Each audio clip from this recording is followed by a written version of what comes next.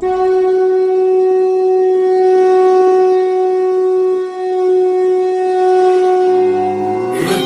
पुरंदर भद्र नट युगंधरा वन्न मन्न गौरीनाथ शर्व अज केदारनाथ शून्य से भी सूक्ष्म है आकाश से अनंत है तू धर्म पूरी सृष्टि का तू आदि है केदारनाथ सौ जगत में है विकट दिखा खंड जिनके नाम लोग जिनके नाम सत्य है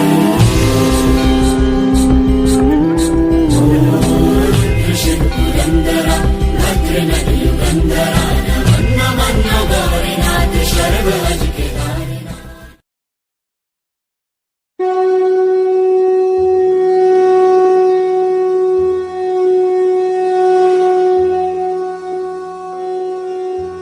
देवभूमि उत्तराखंड में जिला पिथौरागढ़ के धारचूला व मुनस्यारी के मध्य बंगापानी क्षेत्र के ऊपरी पहाड़ियों व पंचाचूली की वादियों में स्थित है भगवान शिव भोलेनाथ के अवतार बाबा छिपला केदार का निवास स्थान। सीमांत के लोगों का छिपला केदार के प्रति भक्ति की भावना और विश्वास सदियों से चली आ रही है। कहा जाता है कि जो भी भक्त भगवान छिपला केदार से सच्ची श्रद्धा व भक्ति से कोई कामना करता है तो वह अवश्य पूरी होती है। इसी विश्वास और श्रद्धा को बनाए रखने के लिए बाबा छिपला केदार से सप्रेम भेंट के लिए प्रत्येक तीसरे वर्ष एक बहुत बड़ी यात्रा का आयोजन किया जाता है जो कि गांव से छिपला कोट तक की जाती है। छिपला केदार की यात्रा में ग्रामीणों द्वारा बाबा छिपला केदार की आराधना की जाती है। सीमांत क्षेत्र के लगभग प्रत्येक गांव से इस यात्रा के लिए ग्रामीण आते हैं। भगवान छिपला केदार के निवास स्थान छिपला कोट यानी कि नाजुरी अपने में एक विशेष महत्व रखता है। यह यात्रा गांव से छिपला कोट तक की दूरी के अनुसार 3 से 5 दिन की होती है। इस यात्रा में विशेष यह है कि यहाँ बालकों का जनेऊ संस्कार यानी कि मुंडन किया जाता है और यह भी मान्यता है कि बिना व्रतपन बिना मुंडन वाले लोगों एवं महिलाओं का इस क्षेत्र में जाना पूर्णतः वर्जित है। जिन बालकों का मुंडन संस्कार होना होता है वे सभी सफेद पोशाक जिसमें सफेद कुर्ता पजामा, सफेद पगड़ी और हाथ में शंख तथा लाल सफेद ध्वज यानी कि झंडा और गले में पवित्र घंटी व चांदी मोती की माला पहनते हैं। साथियों, छिपला केदार की संपूर्ण यात्रा के दर्शन और वृत्तांत हमारे YouTube चैनल के माध्यम से आपको प्राप्त होंगे जो कि घर से लेकर के छिपला केदार धाम तक की होगी। यह यात्रा उत्तराखंड संस्कृति की एक धरोहर है, अपने आप में विशेष महत्व और धार्मिक सद्भावना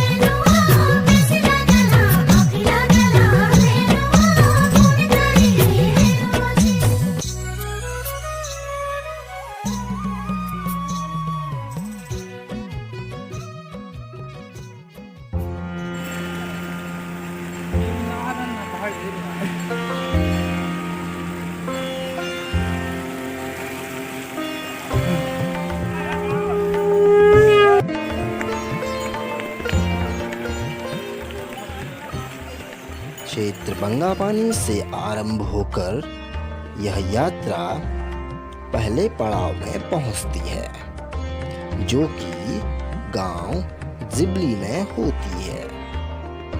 जिबली सुंदर पहाड़ियों के बीच हरा भरा वातावरण, मनमोहक गांव और प्रकृति की विशेष कलाओं से सुसज्जित गांव है जिबली।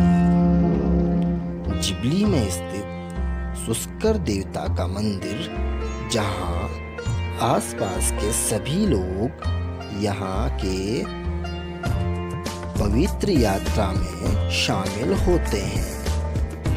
इस जगह पहले देवताओं का आह्वान किया जाता है, उसके बाद देवताओं का आशीर्वाद लेकर सभी लोग यात्रा में शामिल होकर आगे बढ़ जाते हैं, जिसका मार्गदर्शन सभी देवी देवतागण स्वयं करते हैं।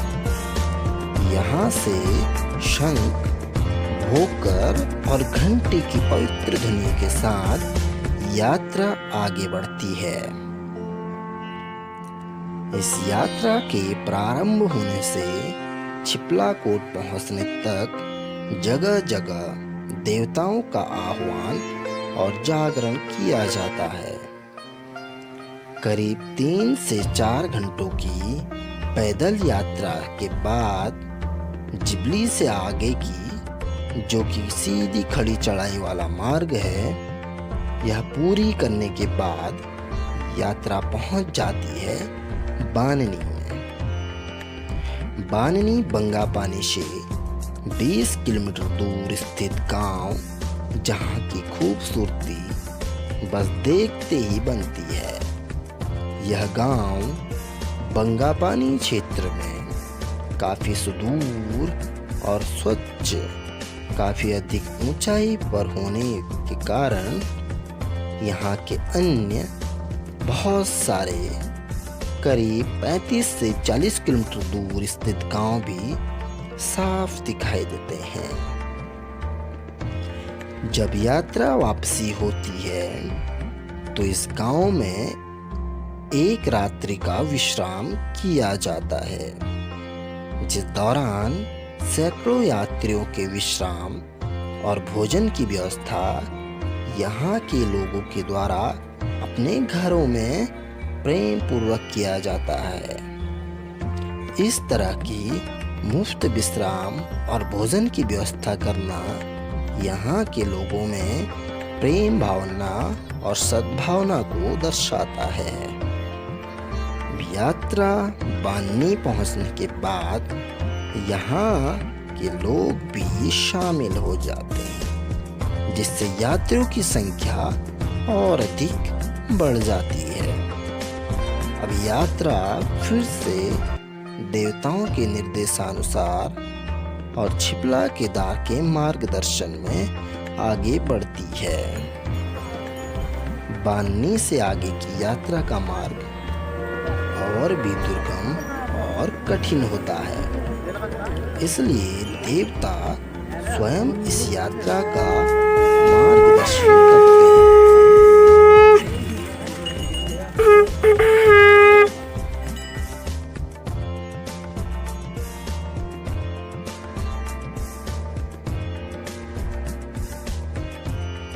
हैं। इस खड़ी चढ़ाई और कठिन मार्ग को पार करने के बाद सभी यात्रीगण पहुंच जाते हैं सुकीदो में। सुकीदो अपने आप में विशेष महत्व रखता है। यह स्थान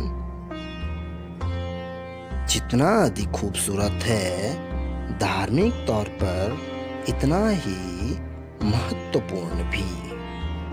सुकीदो पहुंचते ही सबसे पहले दर्शन हो जाते हैं बाबा छिपला केदार द्वारा निर्मित कुंड यानी जलाशय का, जिसे सुकीदो के नाम से ख्याति प्राप्त है।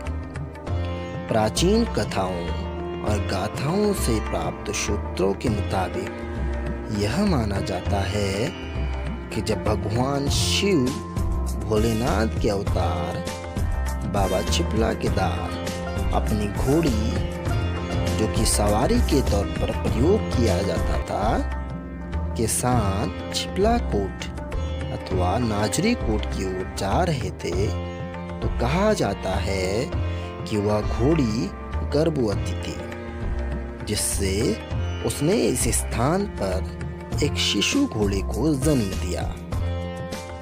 जब वह घोड़ी दर्द से चीख रही थी तो आसपास कहीं भी पानी नहीं था, इसलिए भगवान बाबा केदार ने स्वयं अपने बाणों से इस जलाशय का निर्माण किया और उस अश्वा यानी घोड़ी को जल पिलाया था। इस स्थान का बहुत ही विशेष महत्व है। मान्यता है कि इस स्थान से आगे किसी भी प्रकार का पका हुआ भोजन अर्थात अन्न नहीं ले जाया जा सकता है, इसलिए घरों से लाया गया भोजन सारा यहीं पर समाप्त किया जाता है। कोई भी व्यक्ति इससे आगे चप्पल, जूते या किसी भी प्रकार के चमड़े के वस्त्र या अन्य चीजें नहीं ले जा सकते।